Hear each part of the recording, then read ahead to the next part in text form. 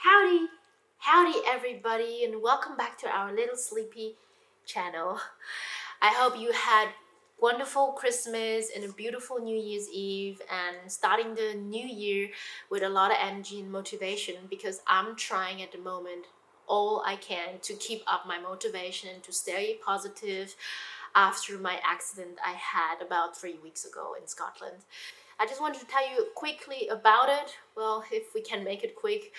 I want to tell you about what I've gone through. 3 weeks ago, I actually had a ticket booked from Manchester Airport coming back here to Porto to see my boyfriend because I haven't seen him till then about 2 months or so. We haven't seen each other because we still have a long distance relationship. So I was about to come here anyway, as on the way on the highway, some drunk or drug driver, I don't know, just crashed from the back to my van. You can see a picture here how bad it looks. I think you know how much I was lost for words, and I was just screaming and crying like I've never did in my life before. And at that moment when I had the accident, and it was my very, very first accident in my life, of course, I am so blessed that nothing happened to him physically, nothing happened to me, and we both came alive out of it. And in that moment, I really didn't know how to behave, and I was so emotional that I didn't think about collecting the data of that other person, taking pictures, because I was hyperventilating, and the people around me stopped. Everybody who was close to the accident place, they stopped, and they tried to calm me down in that moment, but I was just crying like crazy. And the people started to put me into a car of a stranger to keep me warm till the police arrived. The other guy's away is the one that's away. The other guy's away, he's got a head injury, he's away. We don't know.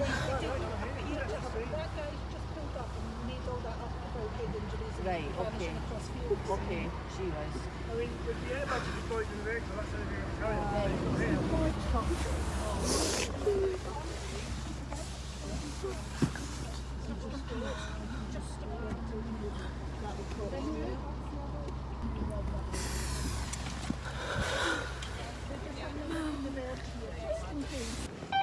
$5295. Graham, just a wee update for you. We've got one patient in the back of our vehicle just now.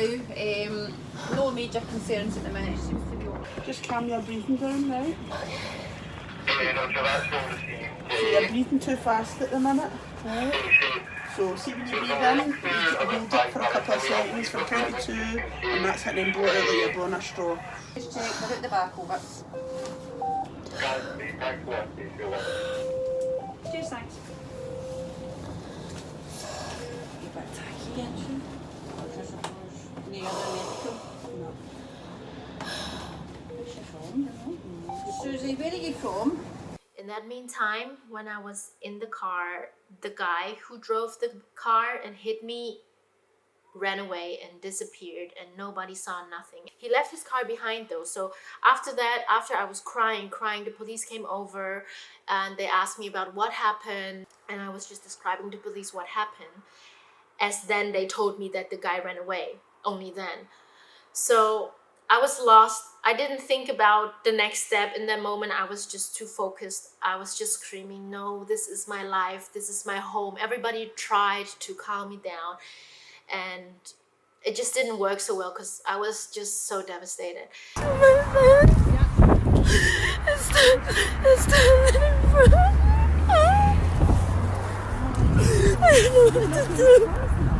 Guys, I'm okay. I have no injuries. Penya's okay. But my van is very, very crashed. So I'm trying to keep myself together because I'm safe. But it's looking very bad. So I'm gonna show you in a bit. So we think it's a drunk driver that crashed into my car.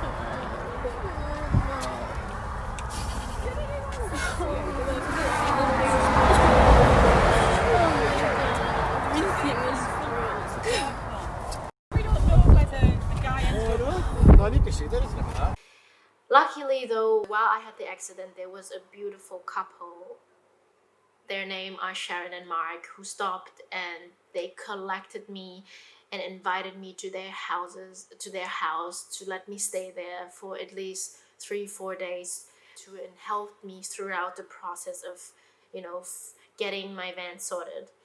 So I am at this couple's place. They were there at the accident place and they took me to their house to give me a place to stay because I don't have a house anymore. I tried to stay positive, but the man who crashed me, he left and ran away. So I don't know how it is with the insurance and if they can find him because the police was after him and searching him in the woods with dogs and so. So yeah, I just hope that they find him and figure everything out because I was just driving and somebody just crashed into me from the back. My car turned left and I crashed the side, like the metal thing that protects the, I don't know how it's called, the rails. I crashed there and then I turned right on the highway and I felt it moving, so I pressed the brake and the first thing I did was checking if Penny was alright. And then I was just screaming, what the fuck? And then all the people came and ran to me. Next day, after I stayed in Mark and Sharon's place, they drove me back to the garage to talk again to the police about the next few steps. This is what happened after the crash. Oh shit, it's so painful to watch. It's so painful. It's so painful. I don't know, even the battery, my stove, everything is fucking a mess.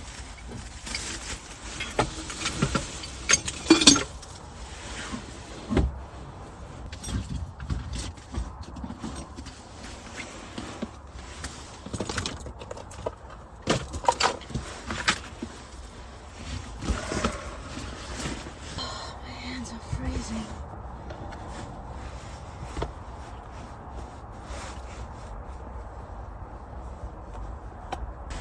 I hope you understand that I don't have much words for what happened. I don't know where to start.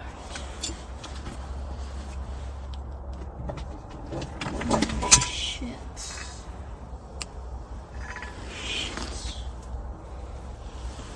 This is all broken. The little piece for the wood stove. Oh shit. The wood stove is damaged a bit.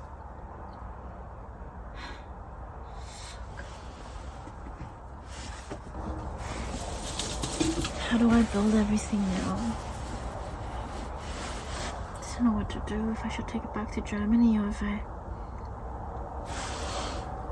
don't know where. I don't know where.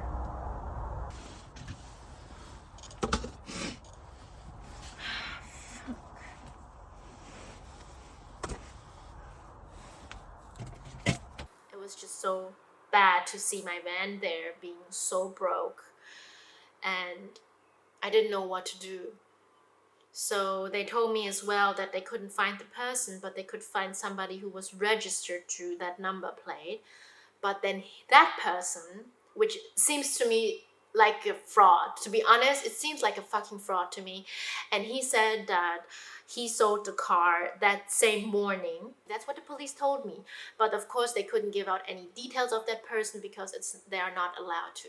And I was just trying to figure out, like, how can you sell a car, right? Because I researched then later on about the laws in the UK and how what steps you have to go through, how everything happened when he sold the car, and that he normally used to have this V5 document. The police said that that person didn't had any real proof, but at the same time the police really didn't make much of an effort to figure out what happened. And I just felt it was so injustice because I pushed and I pushed and I pushed, and you don't know how much I pushed. Please read those emails.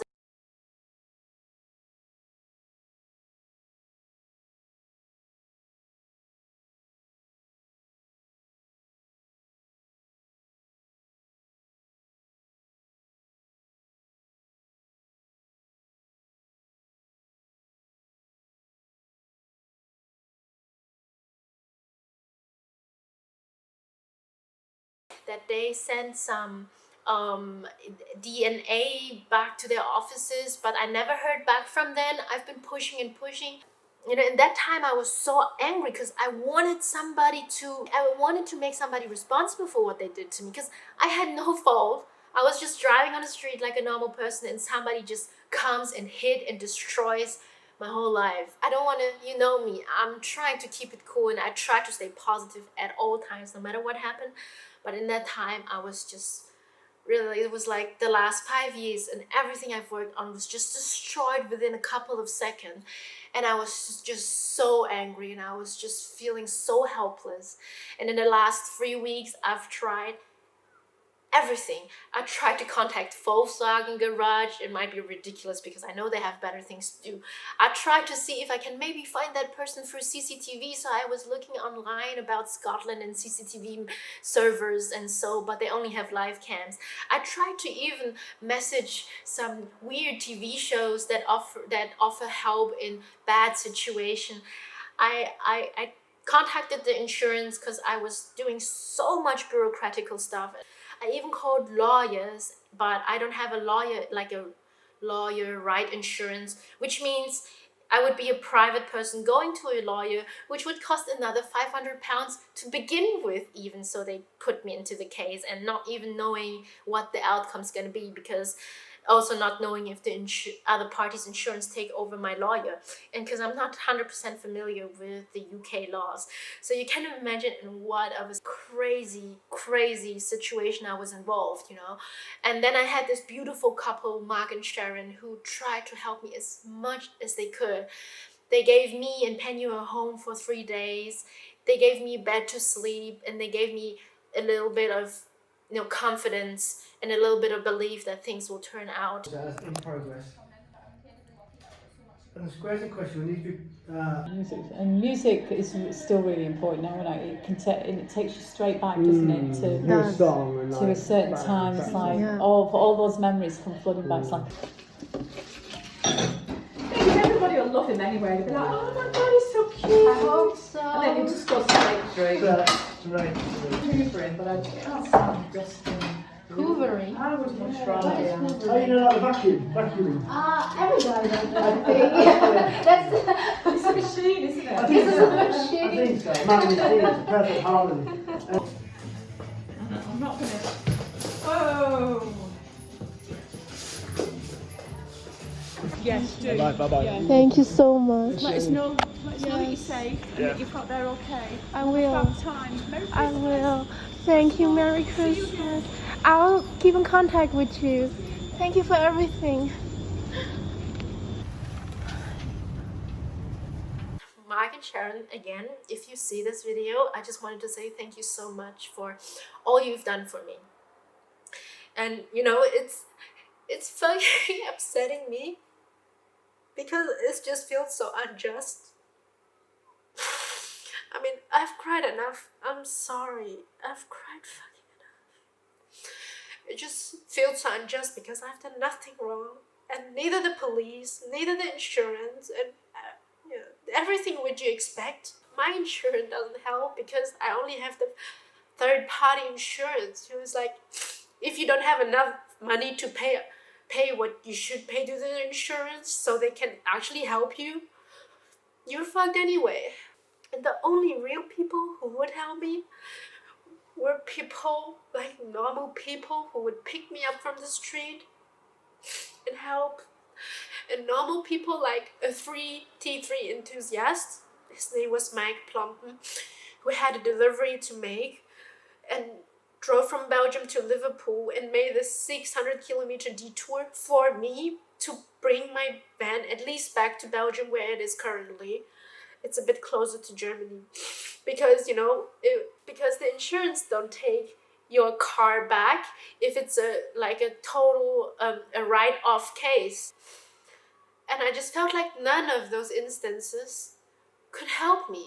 I know a lot of people go through accidents, and my life could much been worse because, you know, I still have a boyfriend that I could go to. I still have food. I'm still alive. Like some people die, and I'm actually very, very grateful because I know I can rebuild the things or I can start all over again. I guess in that moment you don't see nothing, and I could just focus on how worse my personal situation was.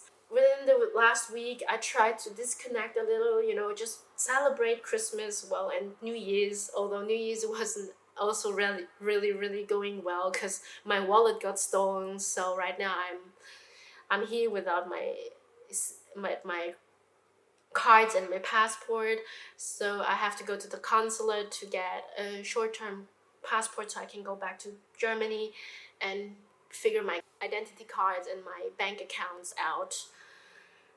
And to do that on top of my van. So 2009 ended very, very, very shitty for me, to be honest. Like every car is repairable if you have enough money, of course. Right now I'm still waiting for an answer for the insurance because I don't know if they take over.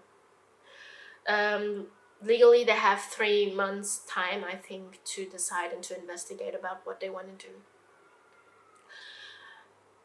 I have two options. The first option is, the wiser option would be to buy a van that eventually looks the same as mine, paint it again, and transfer the inside to the new van. The second option would be to try to repair that van. For that, I would have to have a lot of time and also a lot of money, and somebody who is passionate about fixing it.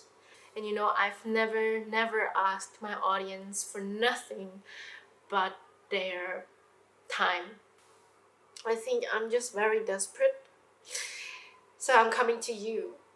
I created a GoFundMe account where if you want to see me back on the road and back on my journey again with my van, or a new van, to donate.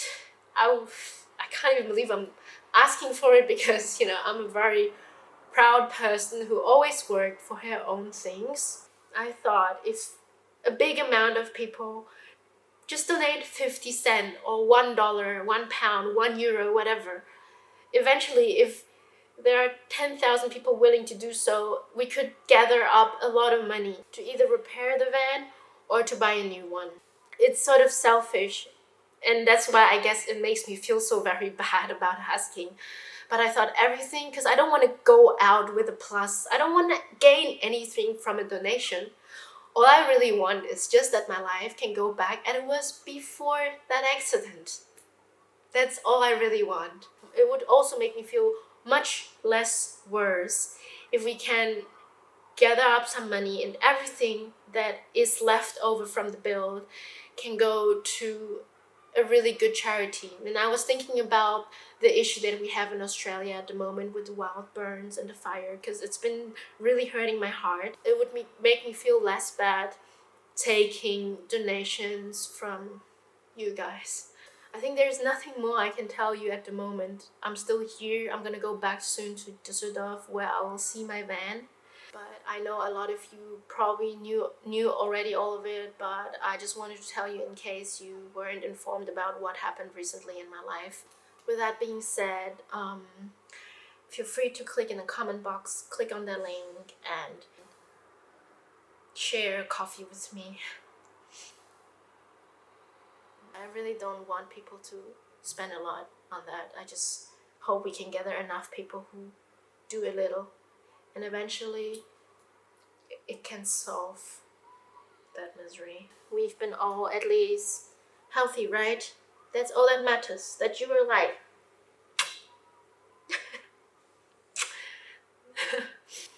so yeah, we love you much, and thank you for everything.